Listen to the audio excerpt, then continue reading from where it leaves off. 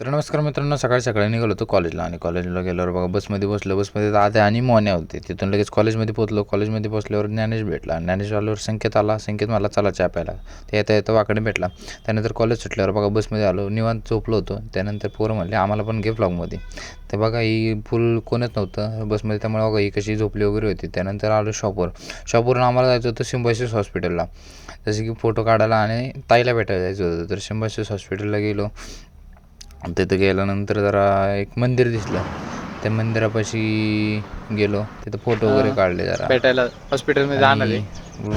Photo वगैरे काढल्यानंतर लगेच चला हॉस्पिटलला जाऊया. त्याच्या हॉस्पिटलवरून निघाल्यावर लगेच आलो शॉपवर. त्या शॉपवर येता सोडायचं होतं अथर्वला त्याच्या घरी.